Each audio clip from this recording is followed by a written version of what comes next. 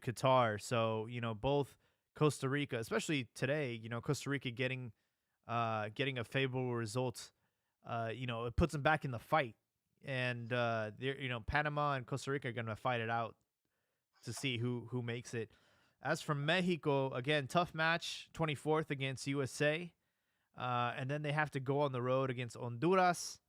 Although, let's be honest, Honduras has had a terrible, terrible outing. They're in last place. They have no victories, and everybody's just been taking points from them. So, it's even though it's on the road, it's going to be accessible. And then they'll close out at home against El Salvador, who are also pretty much not going to make it to the World Cup either. So, Yeah, Honduras really been disappointing, and it was a squad that you thought going into the World Cup that they were being pretty serious, about their campaign, and things seem to just have fallen apart. A lot of times is the corruption, in those FAs where directivos tend to, they just have too much sway sometimes, and they're looking out for just to make money, which we saw earlier today with El Salvador. They were threatening to not play against Canada oh yeah, what over was that bonus about? money. Over what? They said that the FA went against that they went back on their word to pay off some bonus money. Oh, Um, but it was like going off of the letter they sent. It said that they had that the FA had already given it a done conclusion. Said like, all right, you guys aren't gonna reach this goal, so we're not gonna pay it. And they were saying, well, mathematically, we still have a shot. And I hmm. do think I do think it is messed up if they sort of found out. Maybe it was something that they heard. Maybe they overheard the directivo saying, "Ah, dude, at least we don't have to pay." These guys didn't make it. Yeah. One thing that I thought was really skeptical, I did catch sort of like the last minutes of that Canada El Salvador game because it was during the halftime of the Mexico game. The last play of the game, number 12 of El Salvador sort of loses the ball, and it's a breakaway for Canada. And he's like chasing him down, but Jonathan David's really good. And then at the very last minute, he just stops and he just gives up on the play. Canada scored the second goal, and they end up winning. But I just thought it was kind of like, you got players that are, threatening to not play, and then you kind of have like this going on. El Salvador is not, they've been caught in the past for match Matt, fixing. So yeah, I'm like, I don't know, that seemed a little bit kind of suspicious. I don't think it will go to there because I don't think it's not like Canada will go in and try to like buy a win or whatnot. Is to probably got a tardy horse. Unless it a lot of times with the match fixing, isn't always the other team that's gonna say, here, we'll pay you to throw the match. It's usually through betting, Yeah, exactly. because it's like uh, the other team, you're gonna bet that the other team scores 4 goals or whatever amount of goals. Doesn't even have to be a win. It just has to be they're gonna score 2 goals, because that's you can bet on that alone. Um, so I might have to take it back there, Jaime.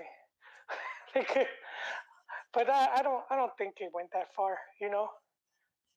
Yeah, I just thought it was a little bit suspicious. Also, the first goal of that game was really weird. It was like a ball that was going out of bounds, and then it hit like the Canadian player, and it was just like a weird ricochet, and it was just a weird way of conceding a first goal. But yeah, good for Canada.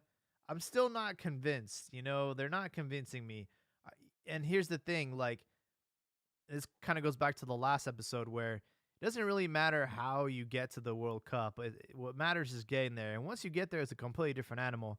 I would not be surprised if Canada end up winning this octagonal and end up getting like undefeated, like they didn't lose any games in qualification, and then they go to the World Cup and just shit their pants. Like 3 games, 3 losses. You know what I mean? Like I would not be surprised because they haven't been in the World Cup since like you was it 86 or what year was it? Yeah, Yeah, and they're just Blue like '86. they Yeah. haven't been there like ever. You know, it's just like they're gonna go in there inexperienced. They're gonna be there just for the experience. They're just gonna go there Well, to take selfies and I don't. I would not be surprised if Canada like. sounds like hate, Jaime. I'm. Hate, hate, hate. I'm just saying. I'm just saying. Like, and I would not be surprised if like Mexico, unconvincing road to Qatar, the whole time, kicking and screaming, and then when they get to the group stage, they handle it like they have handled it for the last like 30 years. You know what I mean? It's like I can see that Well, yeah, experience factor, coming into play. yeah. I feel fans forget that. They think if the qualifier is not going this way, then the World Cup's gonna, be the same thing. But we've always seen the team pick themselves up and at the tournament perform at a you know much better level. Um, yeah, with Canada, I'm gonna say it goes down to what group they get. Yeah, What teams they end up playing. So and that remains to be seen. But isn't this next World Cup at what is it at now? Like 40 teams. 48. So it's not 3 games, is it? Isn't it four or something like that? It's like a Um, weird it's gonna be group. groups of 3, I think. Oh, so it's two. It's only 2 matches, I think. I don't know how it works, Wait, man. what? No. Big, that's one big ass Panini book. Um, Yeah. Canada is ranked 40 in the world right now, so there would be no benefit for them to win the CONCACAF region. It's not like they're going to get seeded in the World Cup. Only the top like teams in the world get seeded. Right now, USA is ranked 11, Mexico is ranked 14. That might change between now and the end of qualifiers, but I think there's still an incentive for Mexico to try and win this out and get as close as to the top 10 in the world as possible. Again, to get seeded in the World Cup, have a more accessible group, but a lot can happen between now and Qatar.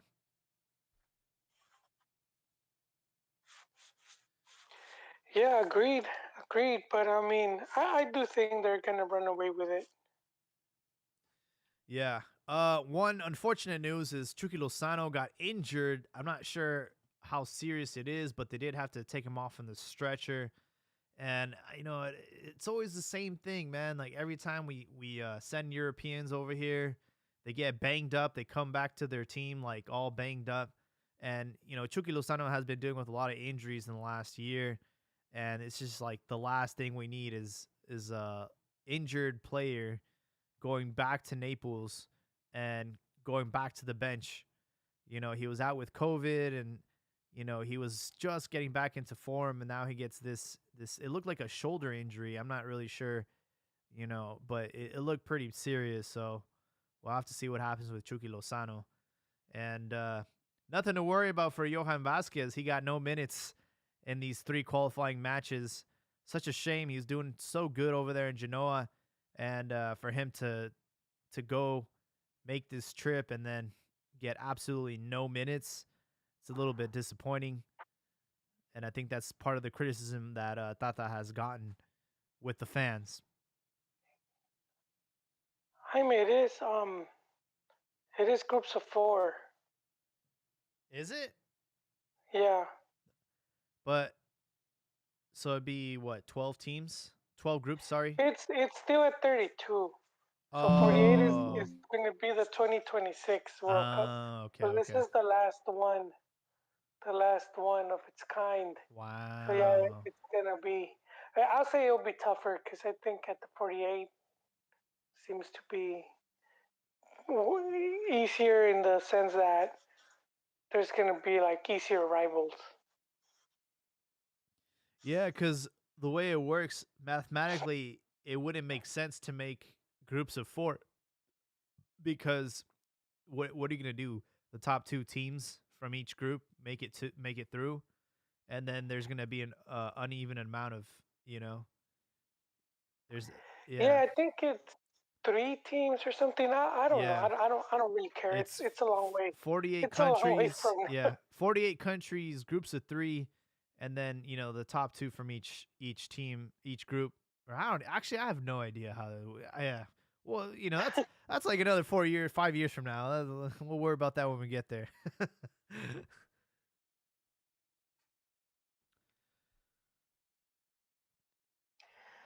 Yeah, I think we'll see with Chucky. It seems like maybe his shoulder. He landed on his shoulder, Yeah, it was a and shoulder to so shoulder like tackle, and he went down because he's a smaller guy, and it didn't really look like much, but maybe the way he landed, it kind of maybe he got his shoulder dislocated or something. I'm not sure. hmm, Yeah. So with these three matches, Mexico got the win against Jamaica, the draw against Costa Rica, and now another last ditch win against Panama. And it seems like for now, Tata is safe. I don't know how serious those allegations were, those rumors were of, Piojo stepping in case shit was to hit the fan. But for now, everything with Mexico is fine. We finally do have a resolution between Chivas and Macias. Chivas today officially announced him as part of the roster, and he is going to be playing for Chivas for the remainder of the season. So Getafe and Chivas came to an agreement. And another thing that they mentioned with that was the fact that they did have other offers for him to stay abroad, but at the end of the day, they decided not to pursue them, which makes me curious as to what teams reached out to Macias. yeah, yeah. We didn't really hear any names, so I wonder how much truth there is to that.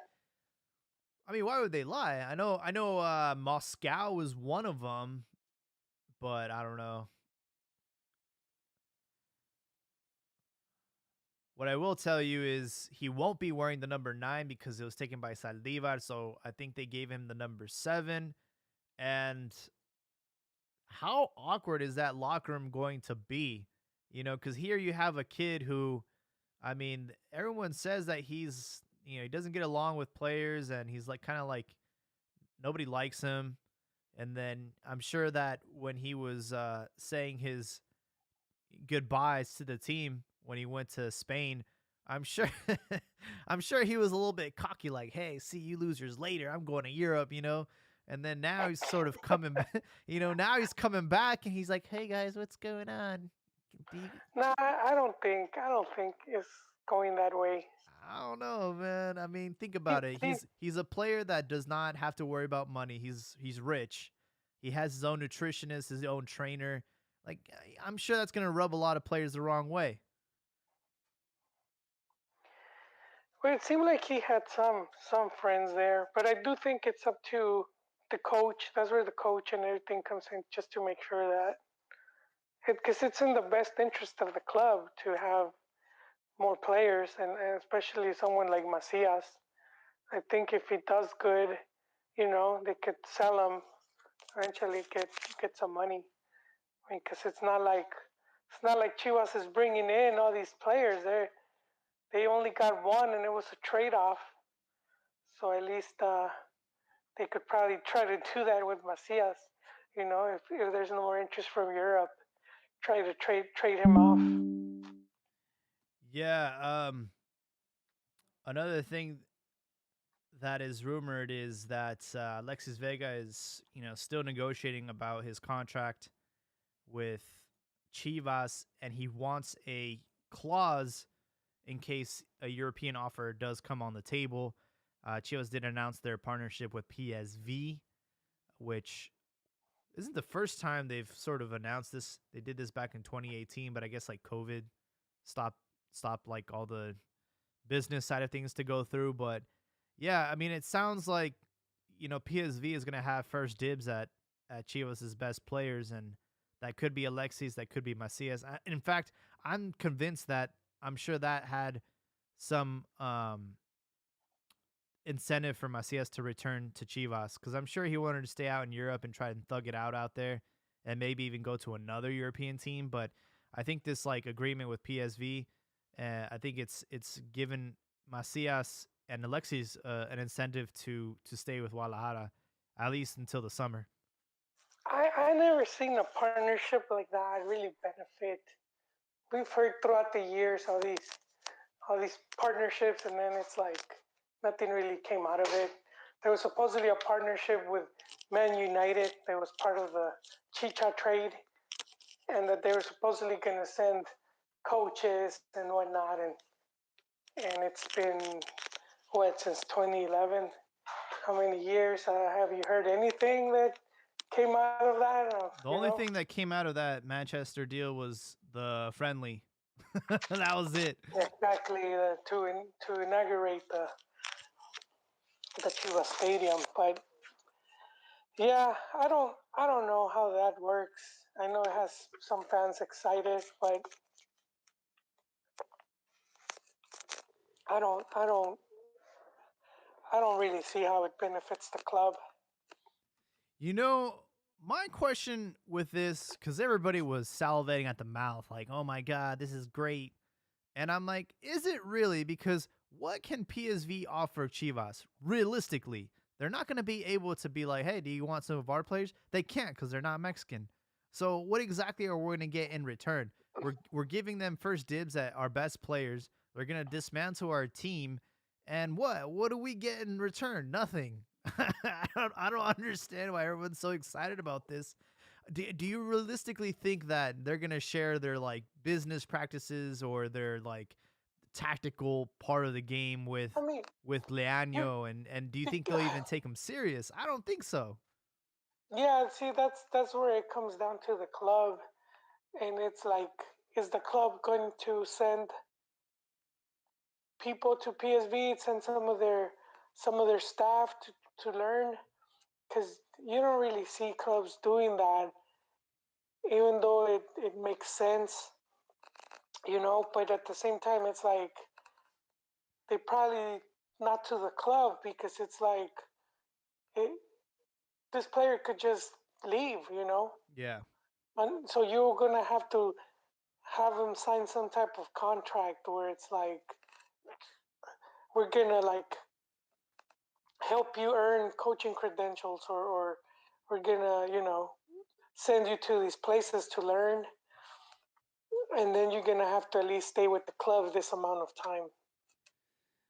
Yeah, I think But it's the issue with Mexicans and European teams is it's always been the same thing. It's like we're too expensive, so I think having like an agreement with the team, kind of helps them out as far as like trying to get players abroad. But yeah, again, I mean, we had none other than Johan Cruyff at our disposal, and did we do anything with that connection? We did not. All we got in return was, hey, we should really take out this artificial turf and put real grass in. And that yeah, and that was the only thing that came out of that. And once they started to get into like the nitty gritty stuff, Chivas were like, hey, hey, hey, that's none of your business. This is yeah, private. I think that whole thing was just poorly done because unfortunately Cruyff was already sick, you know,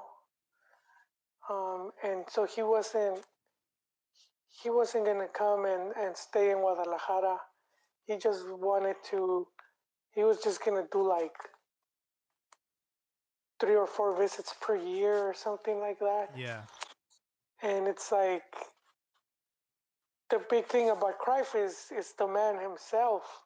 So you would want him to be there, to be the face of the project, to be at the stadium during games, um, and to be that inspiration. And so that the fact that he wasn't going to be there, I think at that point to me it was like, oh, this isn't gonna last long. And then the second thing that they did was they pretty much cleaned house, and I think that was the wrong thing to do. Like just coming in, and you had all these staff that had been there for a long time, and they booted a lot of them to bring in the all of the Cruyff, the Cruyff employees. And I remember there was an interview with Hans, and he said that he had told them like, hey, try to keep some of the Mexican coaches. It is Mhm. gonna benefit you guys, you know. Just start learning the way things are done here, and they didn't seem to they didn't seem to listen to Mr. Westerhoff, and that's of course that's gonna cause some problems there too, you know. Yeah. I think those things were badly done. I think they should have brought staff, but not to that point where you're gonna boot everyone out. It's not like Chivas was in the dumps. They were still doing some things right. So you're not no need to like just go clean house. Um, if you remember, the same thing happened at Man U when Ferguson left, Yeah. right? It was The a new shit coach show. comes the new coach comes in and he got rid of all the staff, and it's like, why are you doing that? These dudes had been very successful with Ferguson. Why are you gonna Yeah. boot them to put in your buddies? Like, I mean, eventually give some of them, find a spot, but things were going well. No need to dismantle all that. Yeah. For everyone listening, if you want to speak, I've invited you guys to speak. Let us know your thoughts on this whole process with the Mexican national team. This road to Qatar, it's been stressful. I saw a meme right now that I just thought was really funny. It's like, what is it? It's like, goodbye, everyone. I'll remember you all in therapy. It's been a stressful road to Qatar, and we wanted to invite everyone on Twitter Spaces to talk. We have El Tecatote. What's up, man? Hey, how's it going? So, just joined the show. So, what I might say might be redundant. Maybe you already spoke about it. If it is, I'm sorry. But for the first time in my life, I don't have that motivation to watch the Mexico national team. I feel like most fans probably go through that at some point. For me, the breaking point was going to the U.S. Mexico game, the most recent one, and like watching it live and just not seeing that passion or anything. But once like you start like analyzing the whole situation, like with Tata saying that Mexico is one of the dominant countries in Central America. I mean, I know it's a little detail, but come on, man, how long have you been coaching the team? You don't even know we're part of like North America. Another thing is with Johan Vasquez. You make him fly out Yeah. all the way from Italy to Mexico. You watch him respect Moreno. I have nothing against Moreno. To me, Moreno's been the best defender we've had after Rafa Marquez. There's never been one time in my life where I was like, damn, Moreno's starting. Like, man, hopefully he doesn't screw up. Always 100% confident in him. But, he's at Monterrey. Johan's young. He's killing it in Serie A, even if his team's not doing that hot. And then Moreno goes down, and what do? You start Cata Dominguez, like like nothing against Kata. I'm sure he's a great guy. Seems like a family guy. Player wise, I just feel Johan's so much better. And then and then it's the opposite. Players that are in Europe on the bench are starting, and players that are in Europe and Mm-hmm. playing are on the bench. And Yeah. then when they ask him about Atlas, like Aldo Rocha, like how come you don't have Atlas fans on Atlas players in the team? He says, well, they're full of foreigners. So to me, it's like Tata is here like for retirement. This is like his MLS. He knows he gets a big paycheck. If he gets fired, and regardless, he still gets liquidated well. I don't think his heart's in it. I feel like the players feel that too. No one's really gonna come out and say it. I think it's kind of BS that as much as Hector Herrera, just like Moreno, always loved him. Has I've never been disappointed with Herrera starting, but him and Guardado just getting a little slower. Hmm. Our midfield in the World Cup will get blown through. Oh yeah. I just don't know. I just don't see any positives in us going to a World Cup. Yeah, yeah. I mean, very, very good points. I know with like that whole feeling of like not being motivated to watch them in the World Cup. We've all been there. Yeah, we've all been there, man. Like, especially like I want to say in like 2010, maybe 2014. I just was not motivated to see these teams in the World Cup, especially in 2014 when like we were literally the last team to qualify and it was just a shit house. And then we ended up having a pretty entertaining World Cup. I know it was still painful, but the thing that we like to stress on this show is uh the rhythm and the form that we're in to qualify for Qatar, and then the team that will actually perform in Qatar. They are two completely different tournaments, and unfortunately, Mexico have that, I guess, habit of playing up to their opponents and playing down to their opponents. They always like to step it up and go for the two per two, the all balls out when they play against a European team or a big team. And then when it comes to our own region, when teams like to play bunker ball or they don't come out to play, we tend to stoop to their level. So that's always been an issue with the Mexican national team. And I did mention earlier about shame for Johan. He got flown out to Mexico for nothing.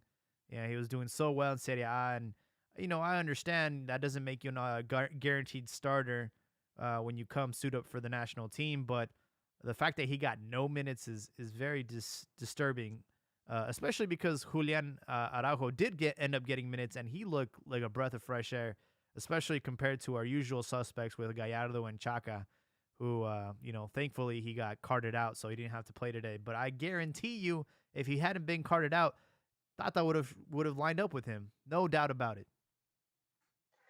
Yeah, well, I'm gonna get in the Tata train here. We don't know if he was injured. They're not always gonna say this player is, maybe dragging an injury or whatnot. And a lot of times they do. They are they're not at the they're not at 100, and many players will play like that. And I was seeing an interview. Um, it was I forgot which player it was, but he was talking about how his legs were so messed up that he had to go and get like injections. Oh wow. And he talked about it like how he even at night like he couldn't sleep and stuff like that. And he will go after training, after like training camps and whatnot, just to get some shots. And so we do see stuff like that where some players will carry injuries for a long time. So I don't know what's going on.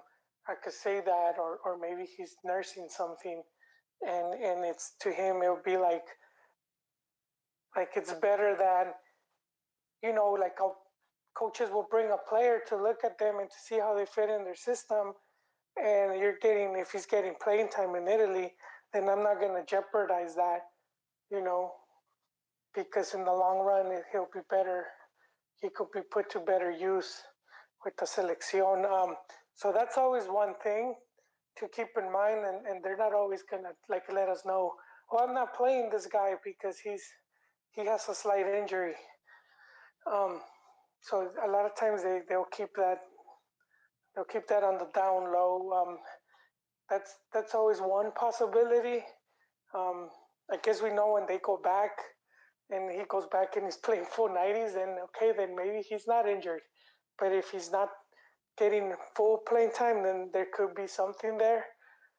And I do agree with Tecatote about like Tata with his answers. But to me, I feel he's more fed up with the Mex media, and it's like he just doesn't want to deal with them. I don't think he's like thrown in the towel because I know that going to the World Cup is going to be a good mark in his in his career, and to have been at the World Cup, and then if he has a good tournament, it'll open more doors for him because he already has a good, pretty good their record book on him of places he's coached and titles and whatnot. So I do think he aspires for that. But I do think when he says some of the things like what he said about the Atlas players, that's him like just like kind of like leave me alone. Yeah, I think that was a very easy, like low grabbing fruit thing for journalists. I think they jumped on that as soon as he said that, because it's easy to criticize him. Oh, he doesn't watch Liga MX. I I don't think he's not watching Liga MX. Like, there's no way, man. He's the coach of the national team. He's a professional. He's coached Barcelona. He's coached Argentina. What I can say is, maybe he's a little bit out of touch with, who's actually in form. And I do remember a play. I think it was in the first half where it was like a counterattack for Panama. It was a mistake on our end, and you see Guardado, man, he just cannot keep up with this dude. And I'm like, bro, we're gonna get smoked in the World Cup if we're gonna start with Guardado and Herrera. I mean, these guys have the experience and they have good like vision, but at the end of the day, man, you need someone that's gonna be able to keep up with these youngins, and I don't know if they can. Yeah, I know they can. And speaking of youngins, someone who's been really disappointing for me is Charlie Rodriguez. I feel like he's been like potential at the club level, and he's had like a good start with Cruz Azul, but on the national team, I just never see him as that difference maker. You know, he's never been like that. Like when Chucky Lozano was younger, she was like a lot of heart. He hasn't been doing like no like nice build ups, no assists. I feel like he's just there. But like you could put in like Romo, Charlie Rodriguez, uh, maybe like somebody else, and it doesn't really make a difference. Like the only player that does stand about like head and shoulders above everybody else would be Edson Alvarez.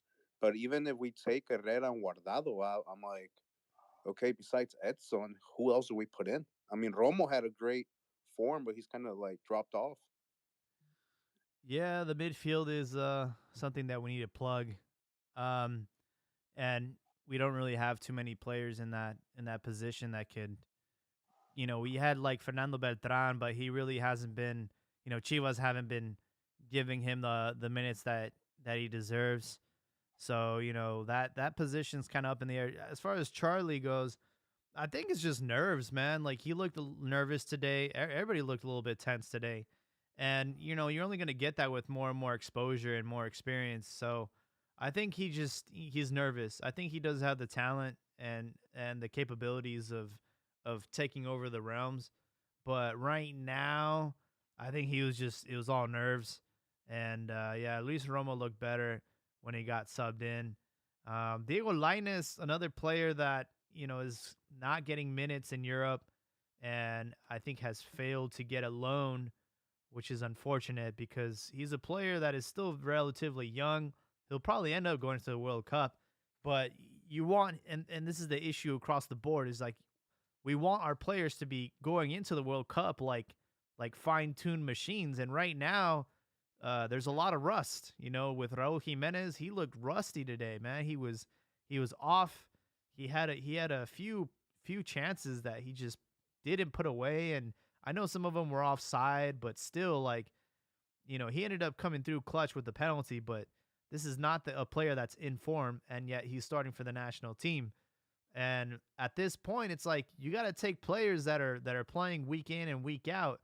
And by sort of picking these players that are in Europe, I don't know, man. Like, I would not be against having a more domestic side to finish these qualifiers up. Now that we have a little bit of breathing room, also to avoid injuries like the one Chucky Lozano had, because we all know that these Central Americans they play kind of dirty.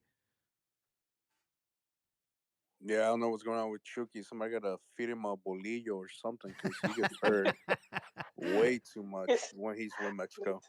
he needs a bolillo with a tamal inside. and usually a lot of the max players when they go to Europe they bulk up. Trick is just I don't know. He's just I did Not notice eating enough pasta. his quads bulked up for sure, but um yeah, I don't know, man. He's still kind of like that fragile player. He gets injured or he gets sick or whatever the case may be.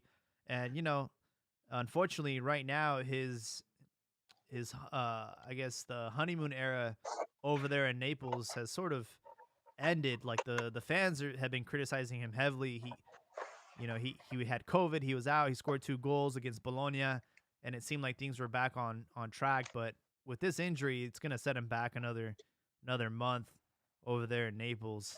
And that's the last thing he needs. Well, yeah, I remember his comments. I want to go play in a big team. They're not gonna forget that anytime soon, man. And uh, then to defend Chucky, I was actually really mad the first half the way they were using him because it really literally felt like, especially on Kata, he was just sending him like really to bad chase down passes. so many Yeah, long passes. If I was Chucky, I'm like, you guys literally flew me out here just to do 100-meter sprints. Like, get me involved in the game. Let's do like some 2v1s, unas triangulaciones, unas paredes. Like, play me with the ball to the back of the defender. You're literally just booting it and hope I can out sprint this guy. Like, there's no I idea, thought process behind it. And to me, that also goes back to the coach. Like, that's like some Sunday league tactic. Just boot it and hope our guy gets there before someone else. yeah. Yeah, I was very frustrated with the passing in that first half. They just kept launching these bombs. I'm like, dude, like, I know he's fast, but geez, man, we got to deal with the altitude as well. These players aren't accumulated to the altitude anymore. So, there's just a lot of things that it just felt off. And again, like, I think it just comes down to nerves. I think everybody knew how big this match was against Panama. It was a decisive match, because this is the team that's breathing down your neck. One of them's trying to avoid going to repechaje, and this was a big match. And I think everybody felt that they had to come up, and it just looked like nerves out there. It did, and it's like you're saying. A lot of these players aren't used to playing at Azteca anymore.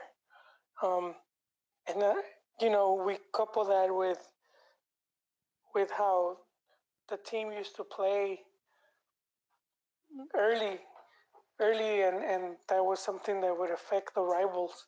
And you would see it back then. You would see the rival teams gassed out by the second half. Um, and of course, that's just something FMF hasn't. I know they thought of it, but it feels like, okay, now we're making too much money off of this TV. Just deal with it. So I do think that's been part of it too, where it's some of these players coming back. They're not used to playing at altitude. They all play at like sea level. So it's part of it. Not to make excuses. I just think, and we've talked about it before. Maybe Mex would be better off playing at a different venue. That it's not Azteca. There's other stadiums. I don't see why it has to be there, especially if you're not going to be using the heat and whatnot Yeah, as an advantage anymore. And or even the altitude, where if you had players that are more used to playing there, that doesn't affect them because they play there week in week out. But that's just not the case right now. So if you're not going to get the most out of that stadium, out of the type of advantage it could provides, then I do feel that they should look into other venues. Yeah, yeah, I agree 100% with that. It seemed, that might have been a big advantage in early 2000s and back, but up till now, with having so many players in Europe, it's come on, they come back to play a high altitude game once every 3 months. I mean, they're not Yeah, adapted to it. Also, from the fan point of view, they've taken the team from granted. They'll know the team will be back if they're not playing in the States, they're playing in Azteca. So I feel it would be a breath fresh air if you took it to like Torreon, Monterrey, Guadalajara. yeah, Fans would definitely jump on it, and they'd be a lot more supportive of the teams as well because they're not used to having them there, and then the players also feel more comfortable as well, maybe playing at a lower altitude, something they're used to, that playing every weekend in their local leagues. Why? And another thing, like if Azteca was packed all the time, great. But I think the last full stadium game, they got like 60,000 people in, and they had a 2-for-1 promo. So if the fans are even going, like, why? Just switch it up. Fill up Corona. They could fill up a Corona. They could fill up Monterrey Stadium for sure. Yeah, they would sell those out, and it's yeah, it's like you're saying, um, someone like Raul, for example, he used to play at America, but he's been in Europe since I don't know how many years. 2013, 2014. Yeah, it's been a while. Yeah, so I mean, they're just it's and you could kind of see it as you were saying. So some of these guys look rusty. Yeah.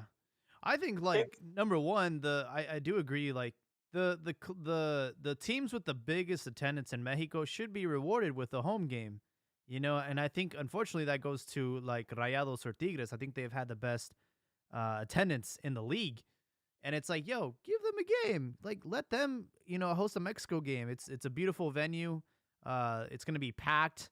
And it's gonna be a breath of fresh air for everybody, because like El Azteca, kind of, it's starting to show its age, and unfortunately, ya no pesa. It just hasn't been that that fortress that it used to be. I think no, yeah, teams go into El Azteca and they don't tremble anymore, and it's like once you lose that edge, that advantage, like you got to take it somewhere else. Also look at the current champions, Atlas. Look at how packed Jalisco was and how everybody was engaged with the team. Like a Mexico game in El Jalisco or in Zapopan and El Acron would be amazing, but why they insist on Azteca, I don't know why. I have no idea. Yeah, I don't know. There's a contract behind it between La Federación and who knows, but honestly, it doesn't make a lot of sense. But a lot of decisions that the national team makes, as far as like on the higher up level, makes no sense. From a money point view, it makes sense, but from a sporting view, it doesn't. But they're not even filling up El Azteca, so from a money point of view, I don't get it either. yeah, and I think tickets are more expensive in Monterrey. So even then, but the majority of the money is going to come from TV. And it doesn't matter where they play. They could play at at a parking lot, and as long as it's being televised, they're gonna get the cut. So unless it's Televisa, their last, they do have the stronghold still, because they had that. I don't know if you guys remember, there was that big voting to see if they kept the rights to the national team, and you had Grupo Pachuca and others that were opposing them, and then they ended up with supposedly the contract had a renewal clause for 8 more years, and I think it's been 2 or 3 years since. But I do feel once that contract ends, we will see a lot of changes coming up, especially with TV in regards to matches with the selection and whatnot. Because I think they've been slowly losing their grasps. Televisa, they're not as strong as they once were. They lost Olympic rights a few years back. I think it was the Brazil Olympics, and they took the not even TV Azteca had them. It was the Slim Claro TV that won him. Um, so we're seeing that slowly. That could change. That could change like the outlook of FMF once they hit that negotiation again. And at this point, I don't think Televisa's gonna have that much of a stronghold uh, with with the selección as they had for years now. There's any contract that I wish would be terminated immediately. It's our contract with Adidas. They've just been disrespecting the national team for so long. And it's just terrible, man. Like the jerseys that they've made. I know we're one of the top selling jerseys in the world. And this is what they give us. It's like, come on, man. You got to do better than this. They don't got that little bird. I don't like the new badge. but I know it's gonna be the one that in the jersey once they get to the World Cup. Yeah, I don't know what they were thinking with the new badge. Like, I don't have problems with change. I feel like in order to survive, you gotta be able to adapt and evolve. But I just think they could have gone so many different, more better ways as far as the badge. I get the modern look they were going for, but uh, like the idea was there, just the execution was terrible. I agree with you 100%. I felt the same way, and I remember when there was a leak of the image, and I was like, "This looks like a first draft." I was like, and I was similar to you. I said, "Okay, I see what they're trying to do. I like it, but I feel that it still needs something else there." And I feel they would have said, like for fans to submit, I'm pretty sure they would have gotten way better designs. Oh, I don't know 100%. who I don't know who they paid. It looks like they just did it on Photoshop. It looks Not uh, even. They went on Fiverr and said, "Hey, who can do this for $5?" Most likely. And I don't think Nike or anyone's gonna sign us till Mexico can get rid of that puto chant. I mean, with everything that's been going on in Nike and that's athletes like Greenwood, I Oh think, god. yeah, oh man, that's a great point. I didn't even think of that. yeah. I mean, Nike's like Mexico's always in the news for having a homophobic chant. Yeah, we're definitely not gonna do their jerseys.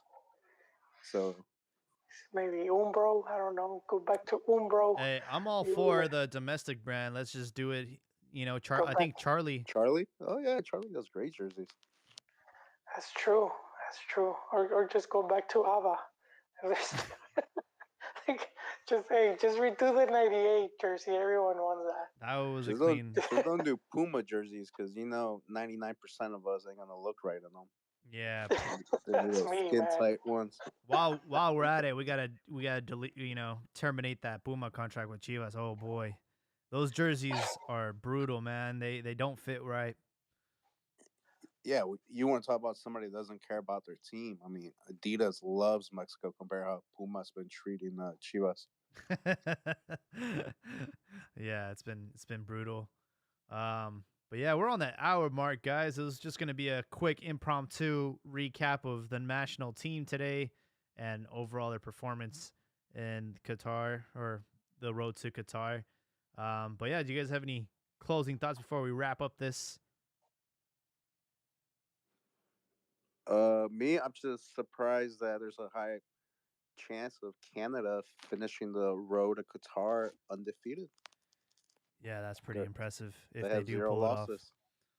Yeah, I mean, I don't think they have any games against the U.S. or Mexico left, right? Nope. Yeah, so No, yeah, but we did mention earlier that do have a tough ending to this because 2 out of their 3 games are going to be on the road.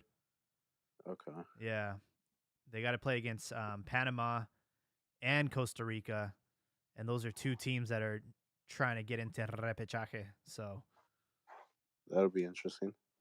When Yeah, but when I is mean, the at game? least they're in. I mean, there's no way they're getting knocked out.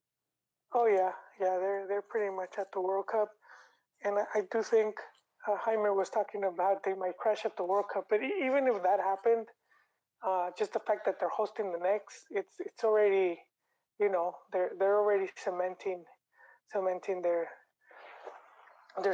team to be more consistent. Because like in the past, they've sort of been there, like they they were at the '86 World Cup, then they disappear, then they win a Gold Cup. They had a squad here with some pretty good players, and then they disappeared again. But I think they've been slowly building up to, like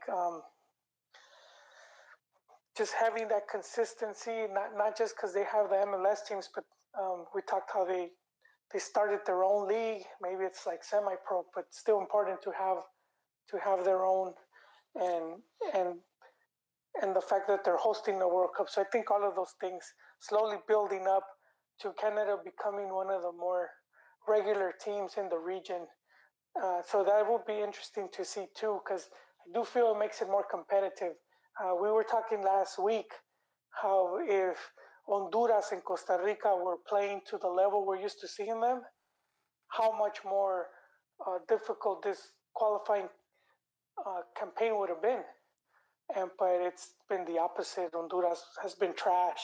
Costa Rica's like nowhere near where that team that went to Brazil and then Ever since Holland surprise. scored 9 goals on Honduras, they've been different.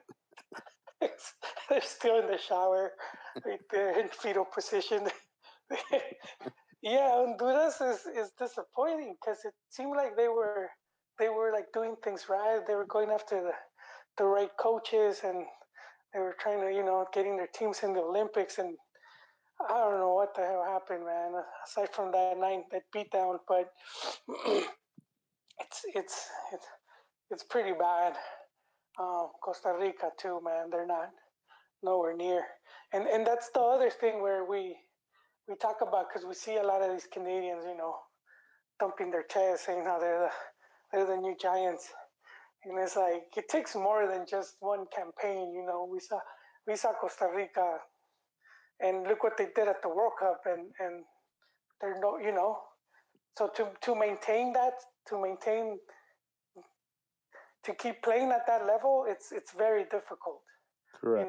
To think that you reach it and you're gonna stay there, it's difficult. You might do it for like a cycle or two, a good 4-8 years, and then after that, it's who knows. And we're seeing it now with teams like Real Madrid, Barcelona, some of these teams that were a few years back, they just seem unstoppable. Now they just seem pretty average.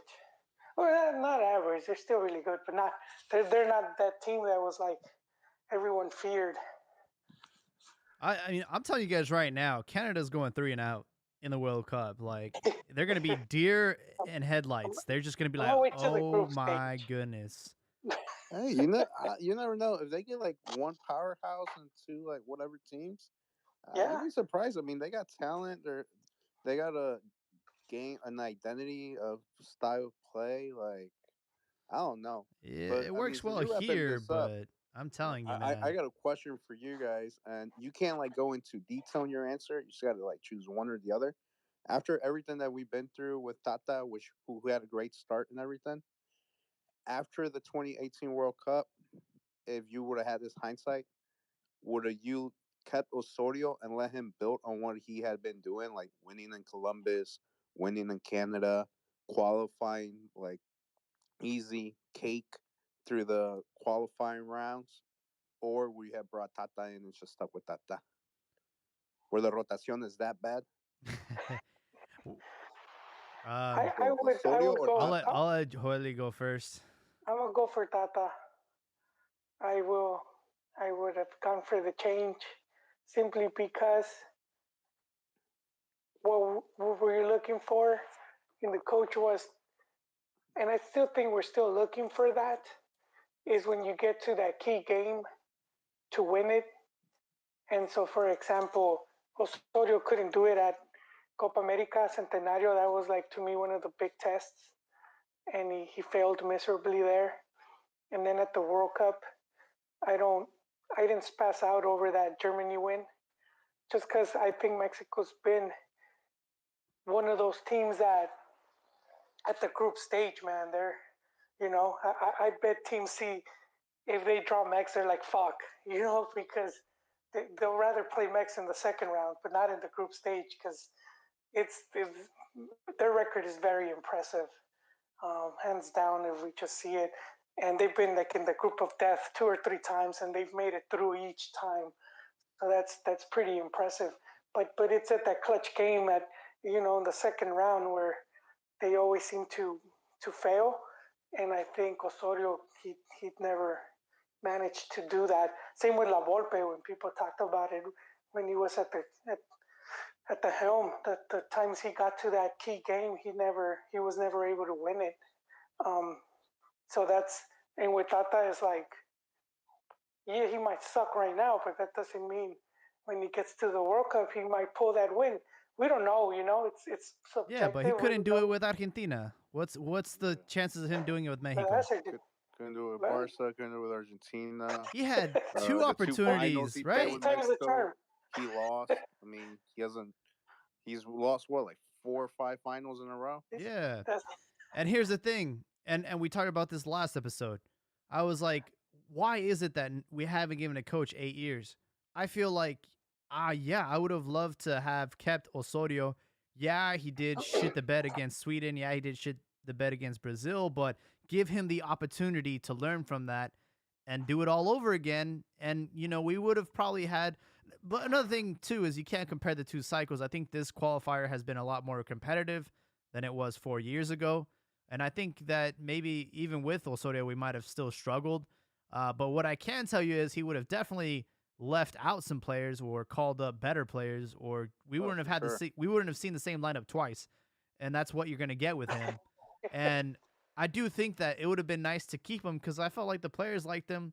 He liked it, and I don't know, man. Like the peak Osorio was like that win against Germany. I think that was like the highest high. Like holy shit, this guy is a genius, And then we end up going into the same, mistakes that we do every single time we go to the World Cup. But I would have been curious to see what would have another cycle with Osorio looked like. Now it's like he's like homeless. I don't know. I have no idea what Osorio's doing now, but his career has gone on a downward spiral since Mexico. So I have no idea. Yeah, I would have kept him as well. I feel like he had a method and explanation to every decision he took.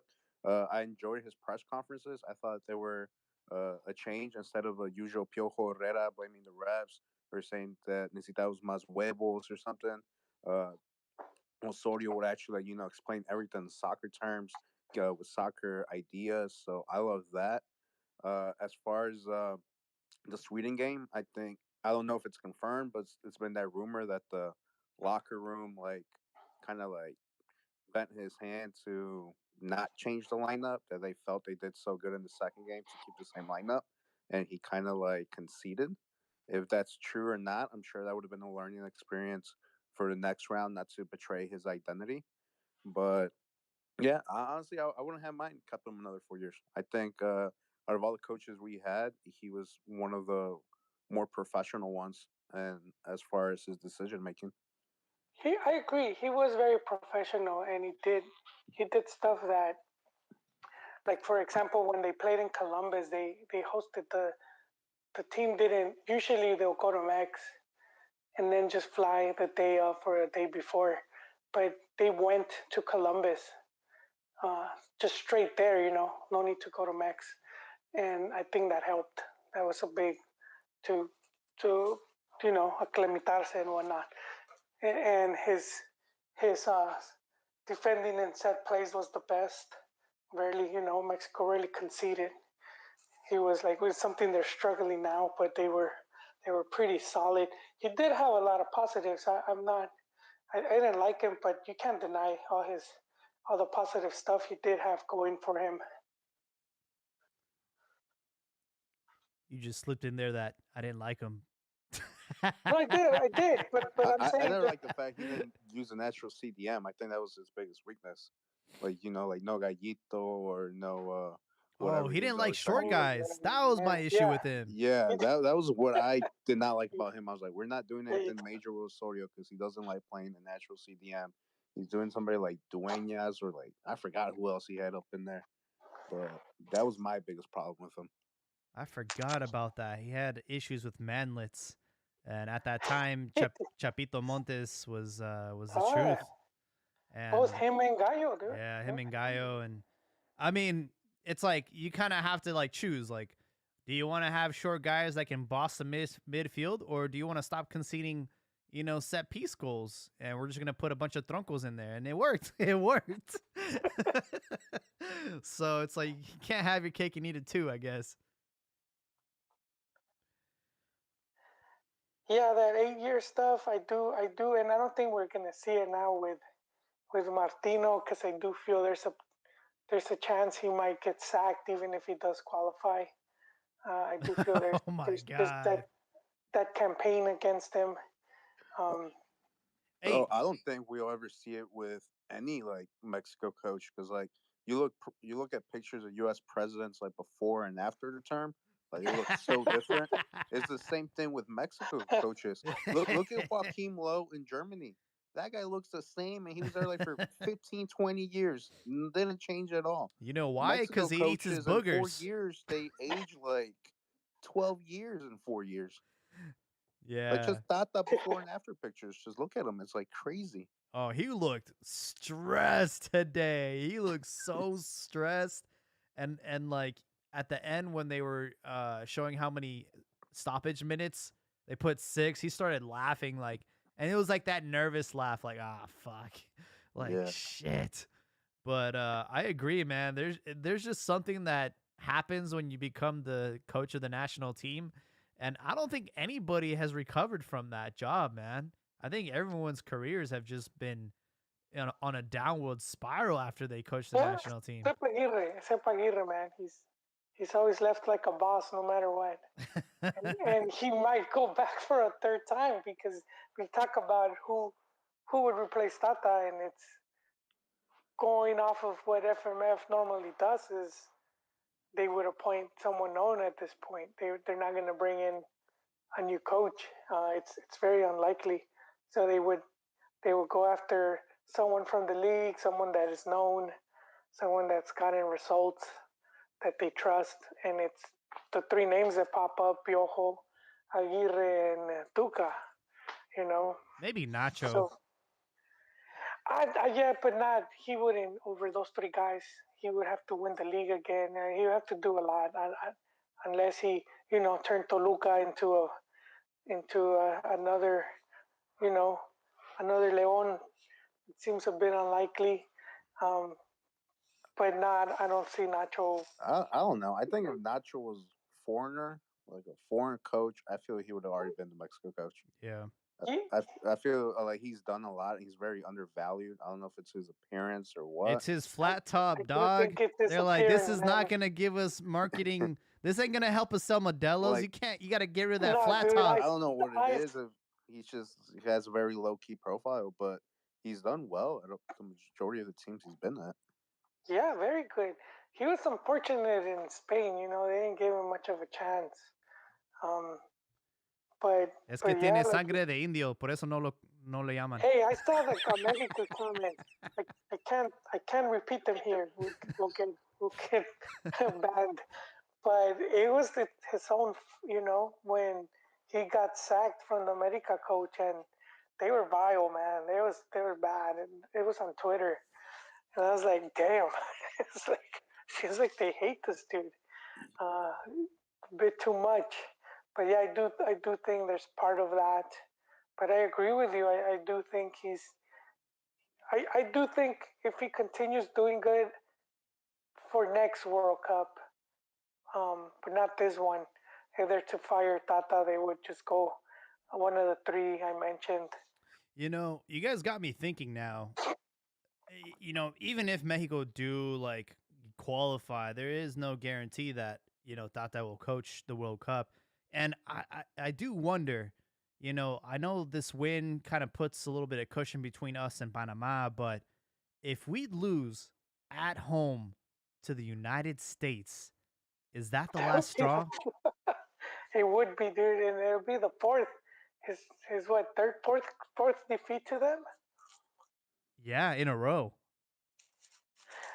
Yeah, well, even though the first two were technically draws, but still, it's the media's not gonna. They're Nations just League, gonna. Gold Cup, qualifier, and another And then qualifier. and at Yeah, and I home mean, too. and even in the first two being draws, is like the U.S. has always played the same. Like, how many times do they got to play you for you like to build like an actual plan against them? Set Like you can pieces. talk about, yeah, you can talk about like Chucky missed this one, Tecatito missed that one, but besides like one or two chances here, like Mexico hasn't been like fully dominant or has had a clear idea how to play against the U.S. So how many more times you need to play them against the same coach, basically the same starting 11, before you get an idea of what to do? Yeah, no, agreed with that. That's why, and I think that's why a defeat, especially at home, which would be the first ever win for the U.S. in qualifiers at Azteca, I think that would really, that would be the the the last straw. I didn't even think about that. March 24th, that might be a day of what is it? Like Judgment Day, you know? That could be the day that Tata gets fired. I mean, Yeah, well, that's why this game was huge because just having won it, you can at least go into that match with a more, you know, peace of Yeah, mind. he should be grateful to Diego Robin for that dive and giving him a little extra points. Just send them a he's a fruit small basket. guy. That was a legit, I don't tackle. know. I've seen some angles that are very questionable. I don't know, I, but I was curious, if they were gonna allow that goal to go through, the one where Chucky was clearly out, with the ball. I was like, that ball was out like by a mile, and then they still had to go on VAR. I was like, I wonder if they're gonna like look the other way and give us the goal, but yeah. In the end, it was a questionable penalty, I will admit. In fact, No Era Penal was trending on Twitter today, so even our own fans are like, come on, bro. To me, it was. I saw that, that tackle. It looked like Cascarita.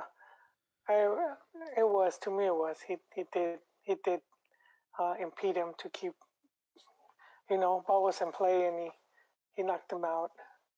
I will say that game is going to be crucial because Mexico plays USA, and then Panama has a freaking layup against Honduras. So mm, if we were to lose, we stay at 21. Panama creeps up at 20 points, and all of a sudden, we're looking at repechaje again potentially. So Yeah, but then Mex has what? El Salvador. Mexico plays USA at home, and then they have to go to Honduras, and then they finish at home against El Salvador. So All right, see the two worst teams. Was it Jamaica still one of the I don't know. worst? But I mean, Honduras might not be doing so hot, but San Pedro Sula does carry its weight, especially for Mexico. everybody plays like it's the World Cup against Mexico. So Yeah, no I team mean, is easy. Not even the Central American teams that But I think at this point they threw the towel. They just like I don't think they even want to get called up to the national team. It's like maybe, but I don't know. I feel I'd be worried like if we lost to the U.S. and Panama was 1 point behind us. I would be pretty worried going into San Pedro Sula. I mean, it wouldn't be an easy game just from the ambiance alone. We say El Azteca no longer has its weight, but I think San Pedro Sula still does to a degree, especially due to its fans. How they keep you up all night and all that. yeah, I mean, we saw it that with El was Salvador, right? They were rude and kept making noise, and we beat their ass 2-0. But nonetheless, that does have its weight. Yeah, and I think the biggest problem, going back to like a coach with the 8 years, is that I wholeheartedly believe people think, oh, say I'm crazy, that probably two of the toughest jobs as far as soccer in the world are Mexico and England. And the reason why I believe that is because, Mexico probably has one of the most well paid leagues out of like North America, South America, Central America. And England, it's that version in Europe. Mm-hmm. And since it's domestic fans like the English, the Mexicans see how well their leagues are, their stadiums compare like to everybody else around. They feel like their national team should be a reflection of that. But if you look at the leagues, the majority of the starting players are Foreigners. foreigners Yep. in both leagues. So when it comes for the national team to step up, everyone's always like disappointed. Why? Why is our league so? It's so great. It's so great. And then both medias, the English and the Mexican media, are like relentless. It's no longer about like a job. It's like a cult It's a almost. religion. It's like a religion. So It's a very with good that, comparison there. Yeah. yeah, to me, like as a coach, like I would rather be the coach. I think it'd be more low pressure to be the coach of like Spain or Germany than it would be like Mm, Mexico or England. I don't Just know. from every because you are expected to give bigger results, such as like a World Cup and everything, but you also do actually have that top talent. I mean, like you would kind of like drive yourself, but with like Mexico, it's like, all right, come on, guys. You play against Panama, and with all the respect, you play against Panama, Costa Rica, El Salvador, Honduras, like every pretty much every game. And now you're expecting us to go to the World Cup and like win it or like make top four. Look at Belgium. Belgium had Yeah. an amazing generation. Amazing generation. Belgium didn't do anything. So if Belgium didn't do anything. You're expecting us with your domestic league that's made up of all foreigners. You can't even find a Mexican striker to step up to the plate. You're expecting me to take you to the World Cup final? Like you Yeah. guys gotta get your guys are not that good of a team. Like you gotta pon sus pies en la tierra. And I think as Mexico fans we expect a lot more beyond our reality. Yeah, I agree. We got to lower our expectations because at the end of the day, we are a top 15, 16 team in the world. I would say on a good day, like Mexico at its best, they can crack into the top like five, maybe. I mean, they did it once, but it takes commitment and it takes like a project that's well thought out and everybody's on board. I do think that's an interesting parallel between the Mexican, job and the English job. I think the only difference though is I don't think the English fans are as toxic. I always see them and they got their full on support. Like I love the whole 2018 theme of it's coming home. The World Cup's coming home. Like I love that, and I feel like Well, they with threw them all in jail, all the hooligans. That's yeah. why. They priced him out too. Yes. I just feel like yeah, like it is similar. Like the expectations are high, and definitely like there's a lot of parallels. But I do think that the Mexicans just have like the crabs in a bucket type of thing where it's like they wish bad on each other for no reason, or being toxic for no reason, or being dismissive for no reason. It's like, why not give the coach your full support even if you don't agree with his methods, but it's going to make their job a little bit easier if everybody just supports them instead of trying to go against the grain and make, again, kicking and screaming all the way to Qatar. Like it's really interesting, the mindset and the attitude of Mexico in that matter. Yeah, Yeah, no, and when you talk about that, I mean, you're no longer talking about soccer. You're just talking about like a society is That's just the way we're that's built. just a culture, bro. Yeah, it's just a culture because I mean, we're gonna get a little bit out of soccer here, but you know what I always found interesting that two Mexicans, like one say "Soy de Jalisco," another one say "Soy de Michoacan." They'll get in a fight about it. You're not gonna see two Americans say "I'm from Ohio" or "I'm from Minnesota," and it's a problem all of a sudden. Now they start getting in the fight, you know. So I'm like, if we're like getting in all these fights just because we get drunk at a party and someone says they're from Jalisco and someone says from Michoacan, how that shows you why when it comes to just trying to be united as a nation, trying to do something collectively, why it's a problem. Yeah, there's definitely that factor. And what were we gonna say, Joel?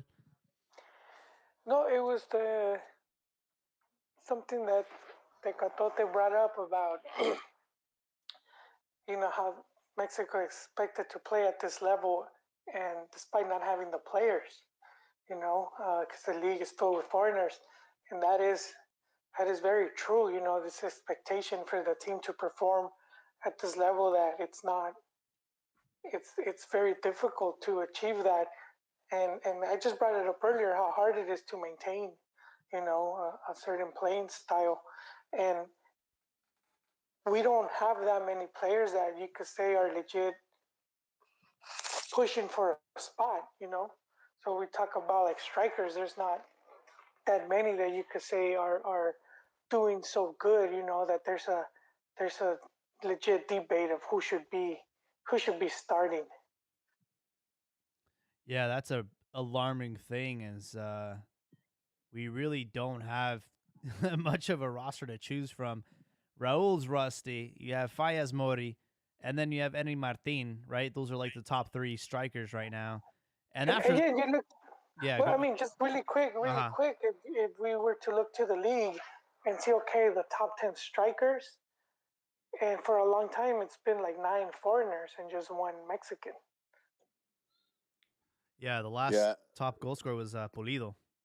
You yeah. I have to feel we go need to back give to. the youth a chance. Like I feel like in the wings, I don't know why it's being questioned of starting. What's his name, Julian and Arteaga over Chaka and Gallardo. I feel like the first two are like just younger and just a Better. different explosion. And then as far as the strikers, that's why I felt really bad losing Pepe. I felt Pepe wanted to be with Mexico as far as like heart wise, but he just saw that everything that's going on. He's like, I'm not gonna get an opportunity. Hell no. So he's like career wise, yeah, I'm definitely going for the U.S.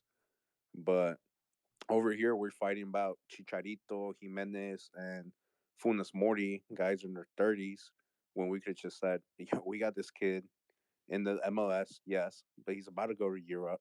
He has a lot of potential. Let's just bring him on, give him that chance. Yeah.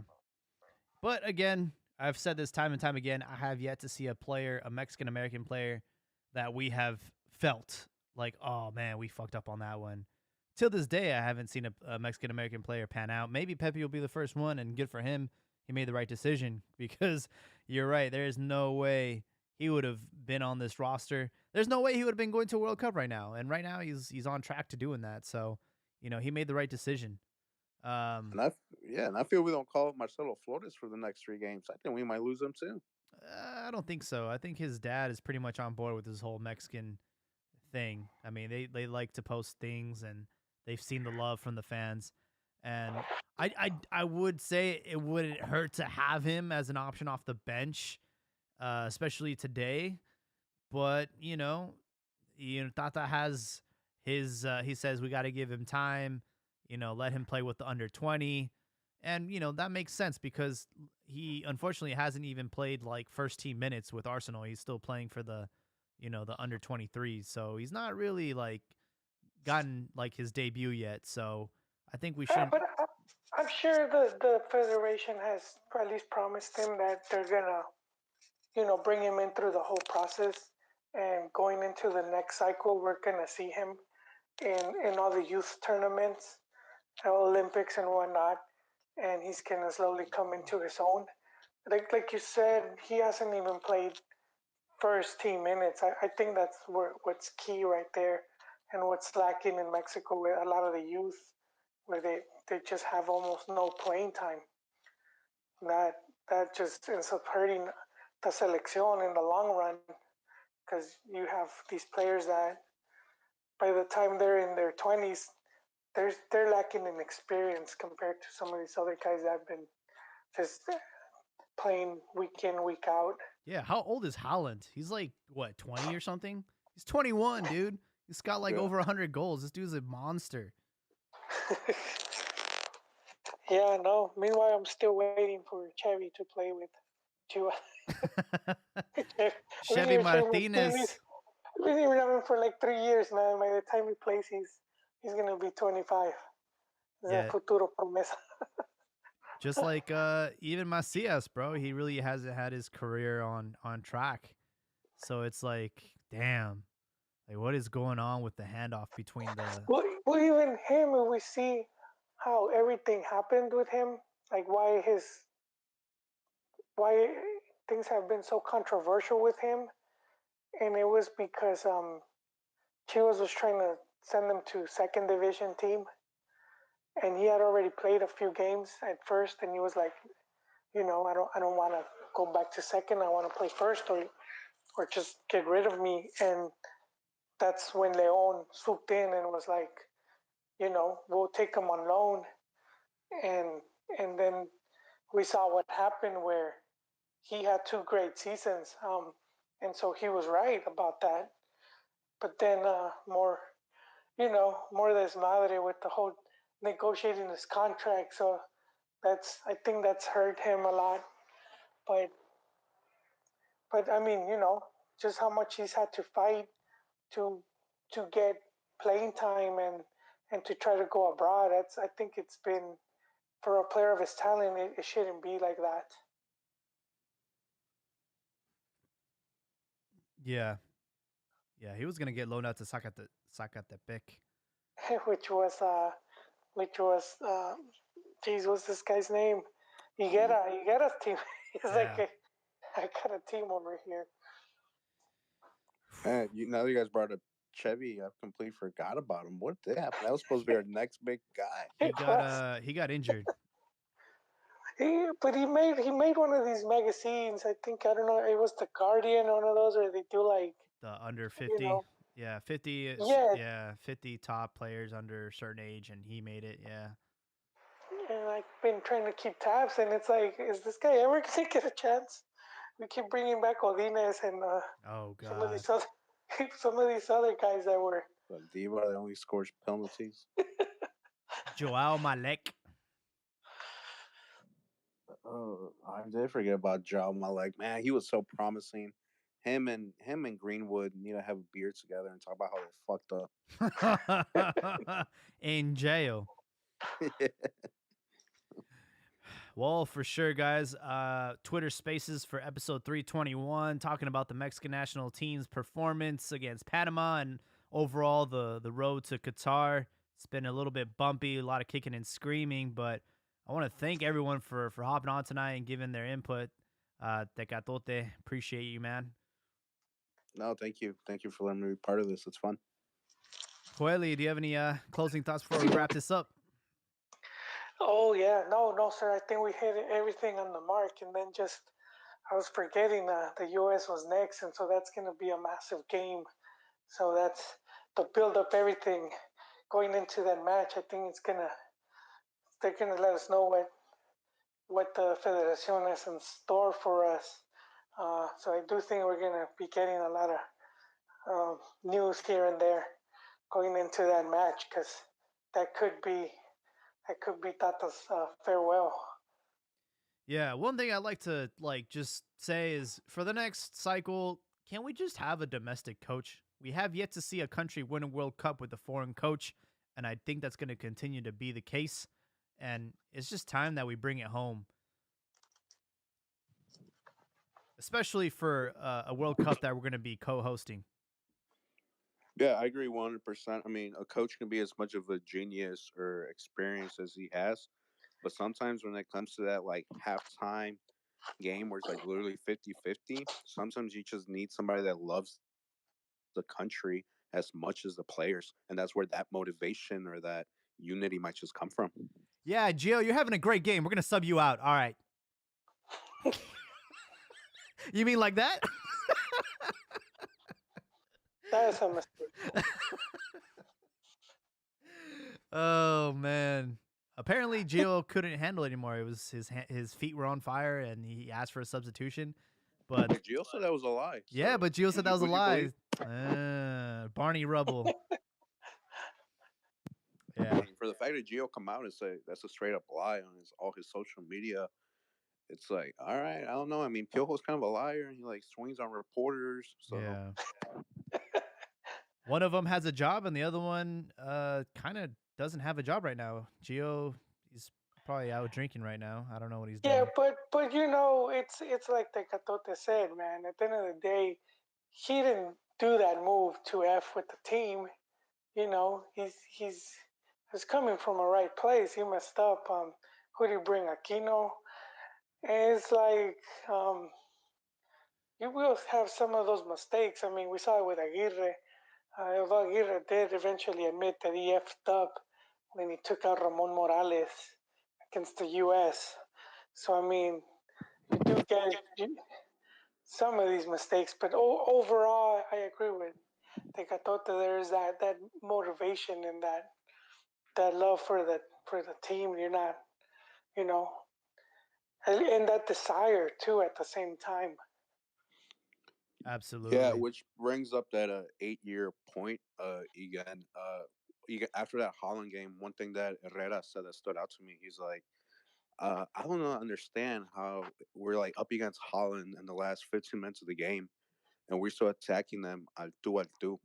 Like, why are we not taking the ball to the corner? Like, why are we not like, why are we trying to attack them like if we were losing? And that's from a lack of experience from the players on the round of 16, a lack of experience from him. So I feel Yeah, you give somebody that 8 years, once he's in that moment again, he's like, all right, I've been here before. Guys, we've been here before. This is what we're going to do. We're not going to be attacking Holland and leave them wide open in the back. No, we're just going to run it to the corner, waste some time, do this, do that. So, yeah, we need to give somebody 8 years, but I don't think it's ever going to happen. I agree.